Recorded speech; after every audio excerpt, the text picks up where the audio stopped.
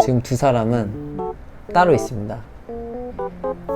이한이는 자신의 책상에 앉아서 책상 앞에 앉아 안경집을 하나 들고 지그시 바라보고 있어요.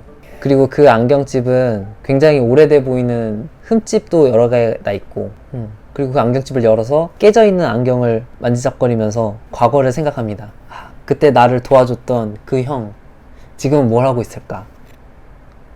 그렇게 떠올리면서 차례를 넘겨보겠습니다. 둘 다 같은 학년인가요? 네, 이한이는 천재소년이라서 같은 학년이라고 보면 될 것 같아요. 그리고 카드를 쓰면 한 장씩 이렇게 받아가면 됩니다. 혹시 어떻게 하면 끝나는 게임인가요? 스토리텔링을 이어가다가 만약에 뽑는 카드가 엔딩 카드다, 그러면은 이제 그 즉시 그 엔딩 카드에 맞는 엔딩을 내려주시면 게임이 종료가 됩니다. 그 안경에는 사실 추억이 있었어요. 그것은 이한이가 지금 다니는 고등학교에 입학하기 6년 전. 그때도 몸집이 유난히 작아가지고 많은 사람들의 괴롭힘의 대상이 되었는데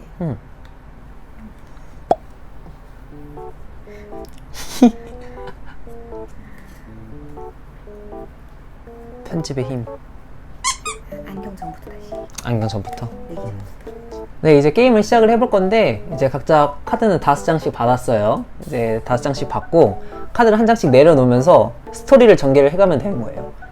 내가 뭐 어떤 카드를 내려놓고 그 카드가 들어간 스토리를 이어주고 그 다음에 카드를 한 장 받습니다. 이런 식으로 돌아가면서 이제 카드를 한 장씩 없앨 건데, 만약에 카드를 뽑는데 엔딩 카드가 나왔다, 그러면 그 엔딩 카드에 맞게 엔딩을 내려주시면 거기서 이제 게임이 종료가 됩니다. 일단 저부터 시작을 해보도록 할게요. 때는 크리스마스. 이한이는 천재소년 이한은 언제나 혼자였습니다.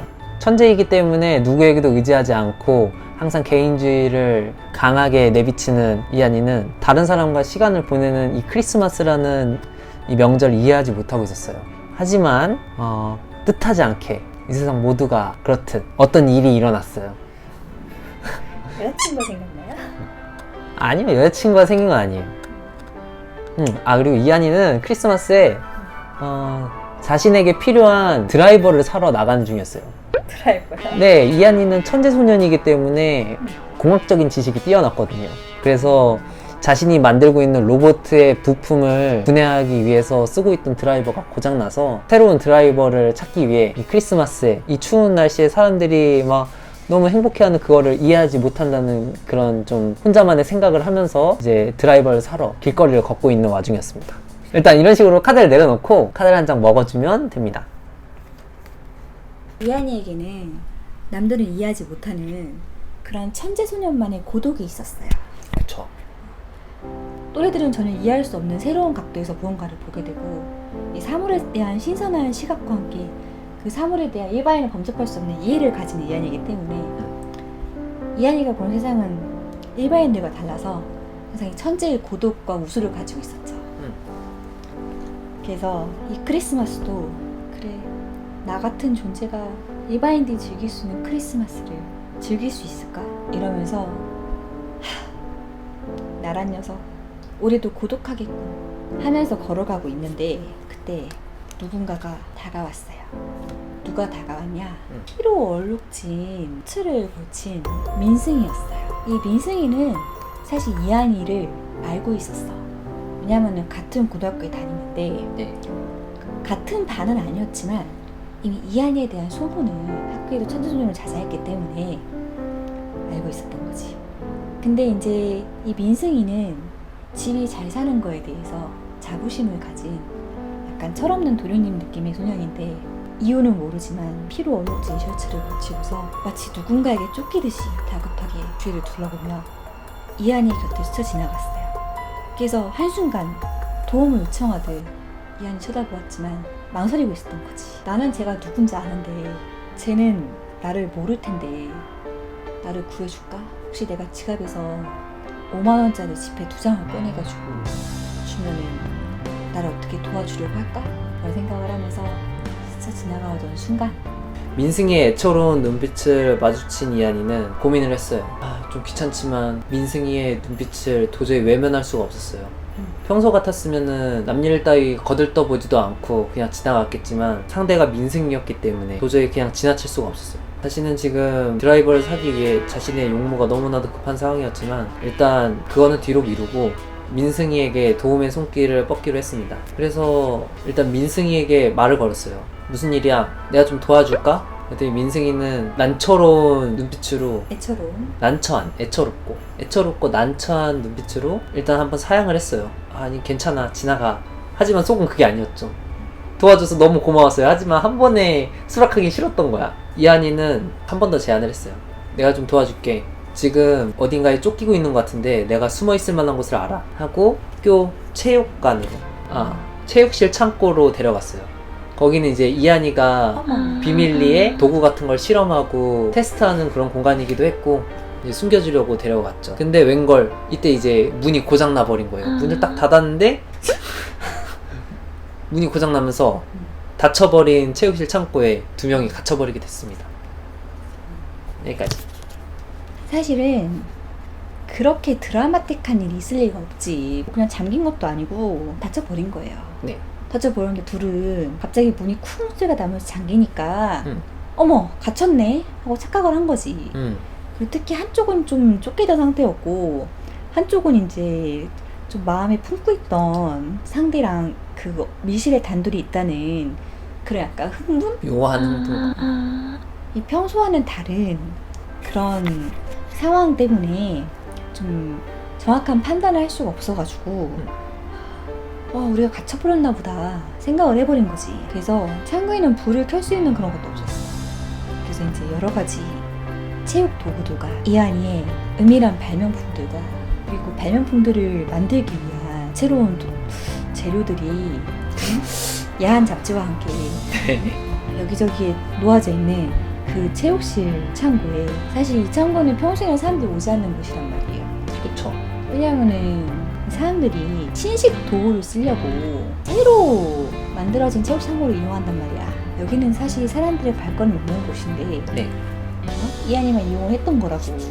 그래서 뭐 이한이의 물건을 여기저기 놔둬도 안전했던 거고, 어쨌건 서로 다쳤나? 하는 그런 불안을 느꼈지만 그래도 일단 민승이는 좀 얼떨떨함과 함께 고마워라고 이한이한테 한마디 말을 했어요. 네. 이한이는 깨달았어. 여기는 지금 둘만의 공간이야 하면서 갑자기 그렇게 의미 없이 보이던 크리스마스가 이한이한테 그치 눈부신 찬스로 여겨지기 시작했어. 그래서 이한이는 자신의 마음을 솔직하게 표현을 하기 위해서 민승이에게 조금씩 다가왔습니다. 커피포트에 자신의 커피를 끓여서 커피포트도 있었어요? 커피포트도 있었던 것 같아요. 전기가 안 통하는데요? 이한이는 천재예요. 아크 원자로를 만들어서 배터리, 무선 커피포트, 네, 그런 게 있었던 거예요. 그래서 따뜻한 커피를 건네면서 민승이에게 질문을 하기 시작한 거죠. 도대체 어떻게 된 거야? 도대체 어떻게 된 거예요? 도대체 무슨 일이 있었길래 이렇게 상처투성이가 된 거죠? 존댓말로 물었나요? 네. 이한이는 아무래도 어리니까 존댓말을 씁니다.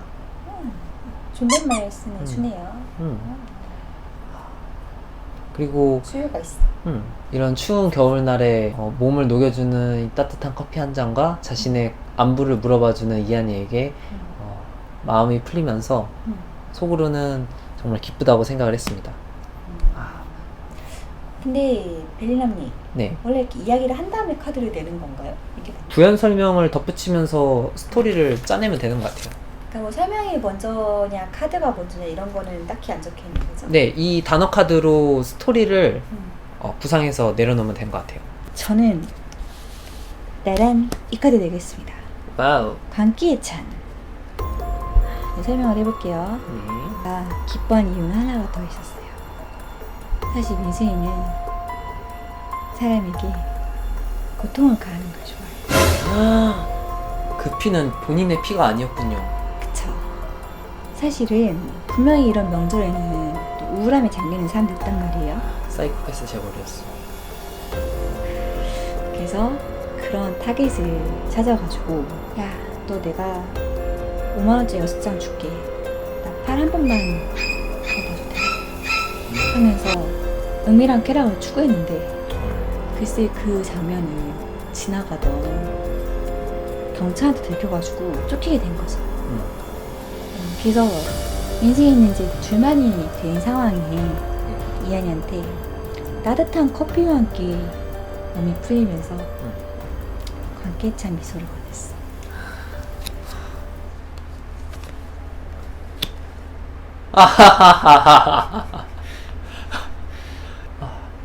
갑자기 미친 듯이 웃는 민승이를 보며 이한이는 당황을 했죠. 뭐지? 선배 왜 그래요? 괜찮아요? 괜찮아요? 하는데 민승이의 눈빛은 거의 맹수의 그것과도 같은 빛을 발하면서 갑자기 이한이 어깨를 붙잡고 강하게 밀쳤어요. 그리고 체육창고에 있던 잔뜩 쌓여있던 매트리스 위로 이한이를 밀쳐 넘어뜨린 다음 목 위로 손을 올렸습니다. 그리고 점점 손가락에 힘을 주고 입꼬리는 올라가며 눈동자는 광기에 차오르고 있었어요. 그때 이한이가 민승이에게 팔을 두르면서 네. 속삭였어요. 선배, 그 소문은 진짜였구나. 선배가 돈을 주면서 사람들의 옷을 벗긴다는 소문. 선배라면 저는 괜찮아요. 저는 사실 선배에 대한 좋은 기억이 있거든요. 왠지 그때부터 선배의 얼굴은 저의 마음에 남아있었어요. 항상 이런 기회를 원했다고요. 제가 선배보다 나이는 어리지만 저를 오늘은 마음대로 해주세요. 오. 민승이는 당황했죠. 하지만 당황한 것도 잠시. 상대의 턱을 손끝으로 살짝 들어올리며 그래? 너 같은 반응은 처음인걸? 정말 마음대로 해도 되는 거 맞아? 후회하지 않겠어? 이한이는 고개를 끄덕였어요. 그리고 민승이는 만족스러운 웃음과 함께 천천히 이한이의 단추를 풀기 시작했어요. 하나씩 하나씩 천천히. 기분 탓인가? 이한이는 생각했어요. 이 어둠 속에서 뭔가 날카로운 쇠붙이를 찾는 것 같은 느낌이 들었어. 이한이는 생각했어. 나한테 드라이버를 갖다 주려고 일부러 이런 우연한 만남을 계획한 건 아니었어. 드라이버를 갖다 주려고요? 이한이는 그렇게 약간의 망상에 잠기기 시작했어.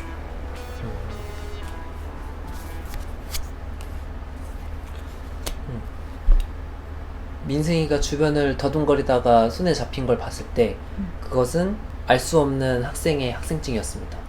그리고 그것은 사실 방금 전 민승이가 해치우고 왔던 그 학생의 학생증이었죠. 그게 왜 여기 있는 거지? 그냥 빠진 거겠죠?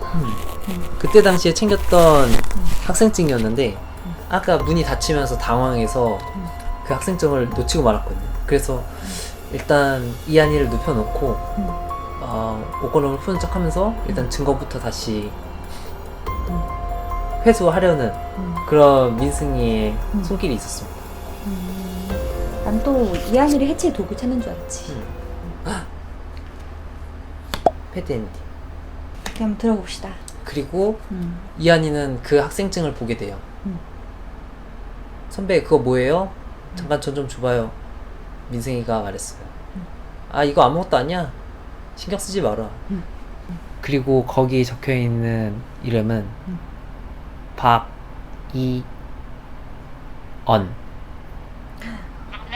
이한이랑 아는 사이인가요? 이한이의 쌍둥이 남매였어요.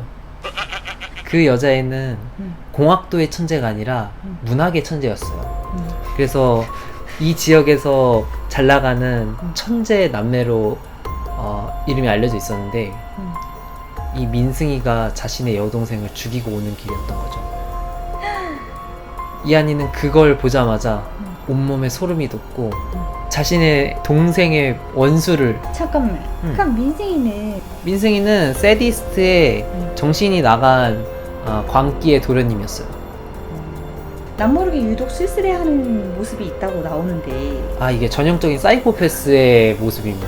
사이코패스들은 그 호밀밭의 파수꾼처럼 아, 그쵸, 그쵸. 고독을 느끼는 네, 고독을 느끼는 사이코패스들입니다. 자신은 고독하지만 그렇다고 이 고독함을 채워줄 수 있는 사람을 찾을 수는 없는 거예요. 자극적인 걸 찾는 네, 그저 자극만을 쫓는. 오늘 이한이가 죽을 뻔했지만 결국에는 잠깐만, 이한이가 죽어야 배드엔딩인데? 아니지 이미 사랑이 끝났으니까 배드엔딩이지. 아, 그렇구나. 이한이가 민승이를 벅차고 일어나서 커피포트를 들고 던졌어요. 그래서 민승이한테? 네, 민승이가 화상을 입고 으악 하고 있는 와중에 이한이 혼자 도망치고 나옵니다. 그리고 그 문에다가 걸쇠를 걸어 잠그고 나와서 결국 민승이는 얼어 죽습니다. 아무튼 오늘은 별로 진행이 안 된 것 같은데 다음에는 이제 요 성격 추가 숙련자 카드를 넣어서 좀 더 재밌게 한번 진행을 해보도록 할게요. 조금이라도 재밌었으면 정말 다행입니다. 감사합니다. 다음에 좀 더 재밌는 영상으로 찾아뵙도록 하겠습니다. 안녕.